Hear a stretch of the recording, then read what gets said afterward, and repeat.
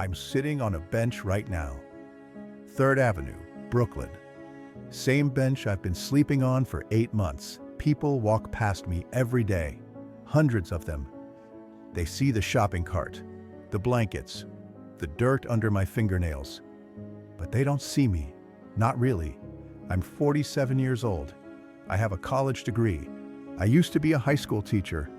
And now I'm the guy you cross the street to avoid. Let me tell you how that happens. Because it didn't happen overnight.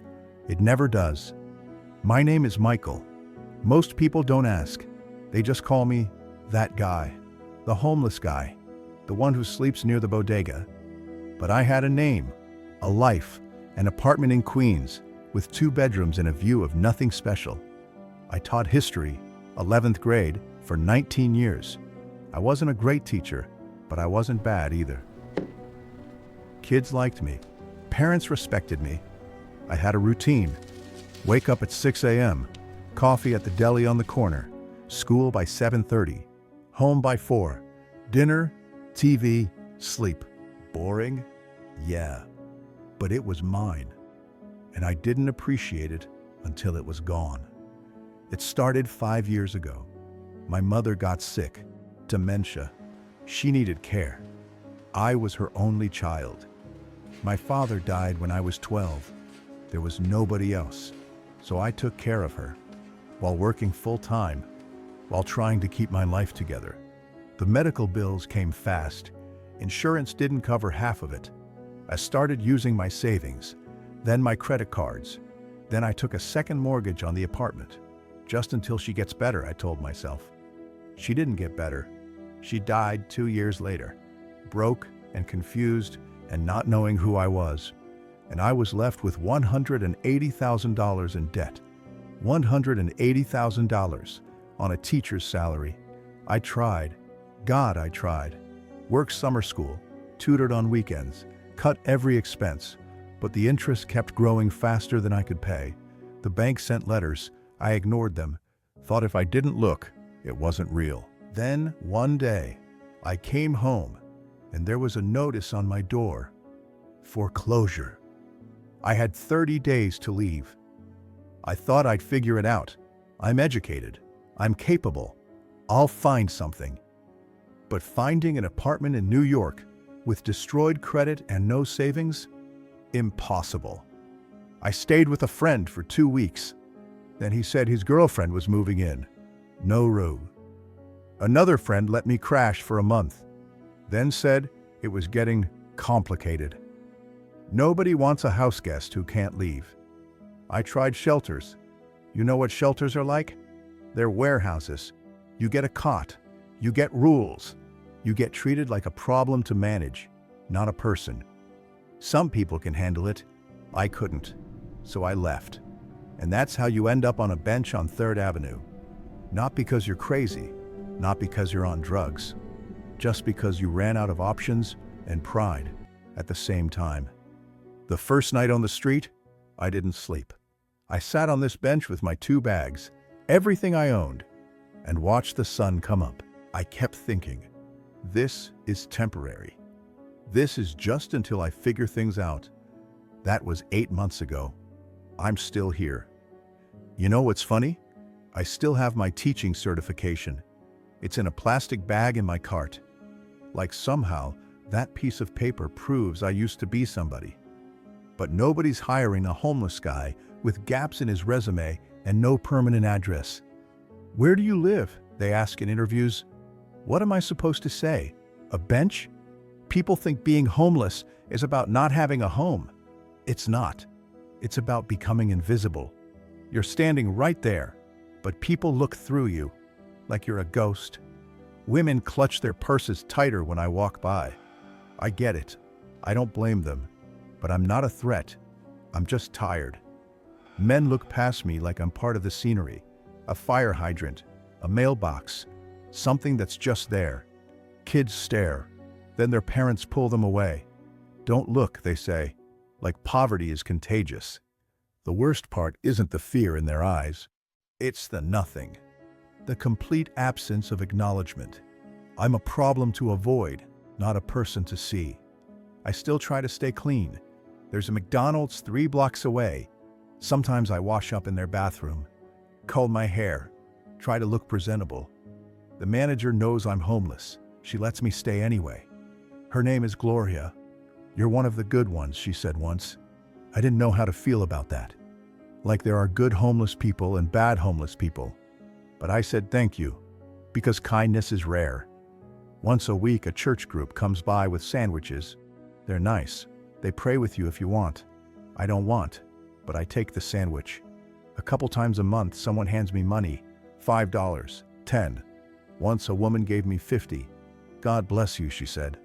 I wanted to tell her, I don't need God's blessing. I need a job and an address. But I said thank you, because you learn not to bite the hand that feeds you, even when it's feeding you pity instead of dignity. I think about my students sometimes. Wonder if they heard what happened to Mr. Patterson. If they care? Probably not. Life moves on. They have new teachers now, but I remember them. Marcus, who hated history until I showed him it wasn't just dead white guys. Destiny, who came to class even though her home life was chaos. I used to tell them, stay in school. Education is your way out. Now, I'm living proof that education doesn't save you from everything.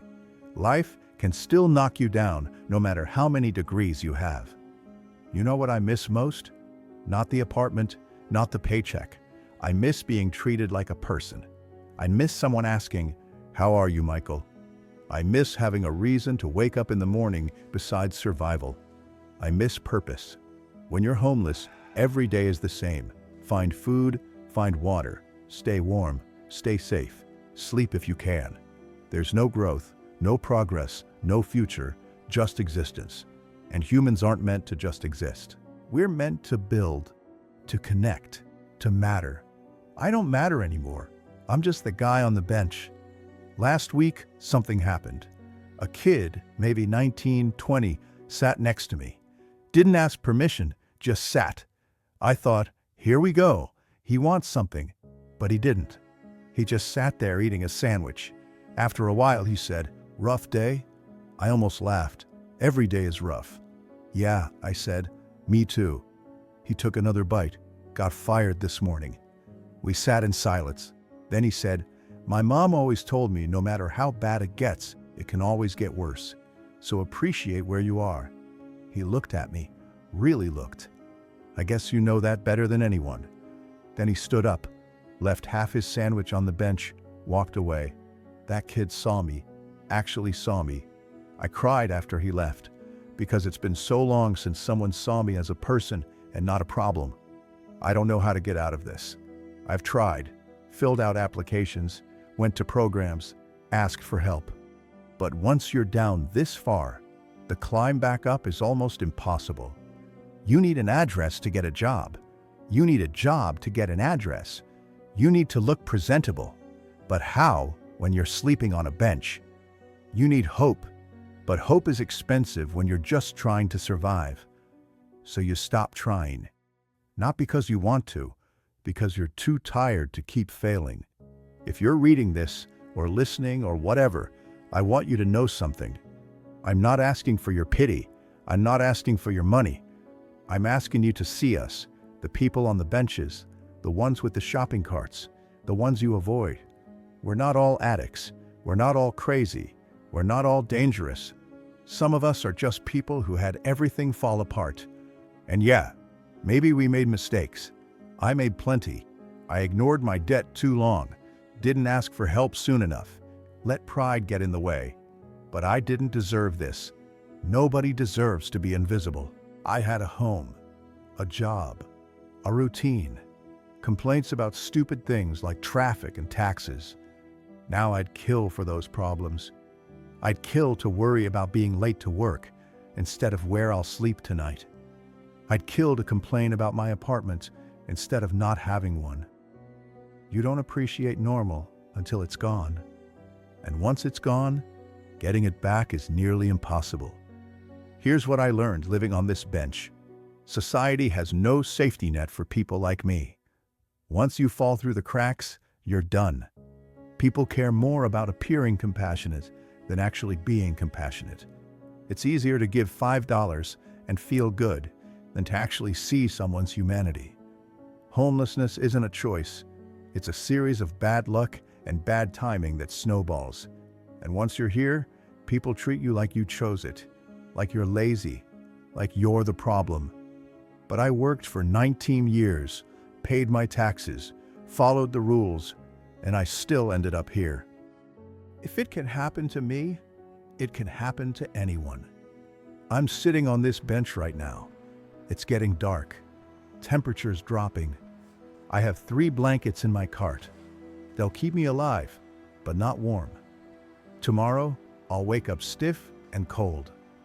I'll try to find coffee, maybe some food. Then I'll sit here again, watch people avoid me again, and I'll wonder, how much longer can I do this? Because I'm 47, my body hurts, my spirit is broken. I don't know how many more winters I can survive. If you see someone on a bench tomorrow, don't look away. You don't have to give money, you don't have to fix their life. Just see them, say hello, ask their name, acknowledge they exist. Because invisibility is worse than hunger, worse than cold. It kills you slowly from the inside. I'm Michael. I used to be a teacher. Now I'm just trying to stay human. That's all. Just trying to stay human.